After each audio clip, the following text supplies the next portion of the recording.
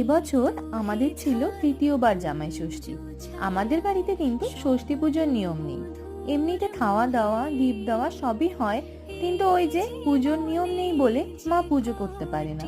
কিন্তু আমারই এক জেঠুর বাড়িতে এই ষষ্ঠী পুজো হয়, আর আমার বিয়ের পর থেকে প্রতি বছর বম্মা মা ষষ্ঠীর সাতের জল আর সুতো পাঠিয়ে দেয় আমাদের জন্য। মা সেটাই দিয়ে দিল ওতে, আর সুতোও পরিয়ে দিল। এবার এলো উপহার দেবার পালা। এবছর জিজুর ছোট্ট শালীর পক্ষ থেকে ছিল ছোট্ট একটা গিফট। সেটা পেয়ে জিজুও দারুণ খুশি।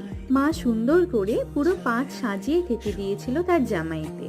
মেনুতে ছিল সবগুলোই ওর পছন্দের আইটেম: স্যালাড, ভাত, ডাল, 5 রকমের ভাজা, ফিশ চপ, কাতল মাছ, ডাব চিংড়ি, ইলিশ ভাপা, আর ঝাল, পোলাও, মটন কষা, চাটনি, বিভিন্ন রকমের মিষ্টি, দই, ক্ষীর সবই ছিল। জামাই পুরো তৃপ্তি করে খেয়েছিল।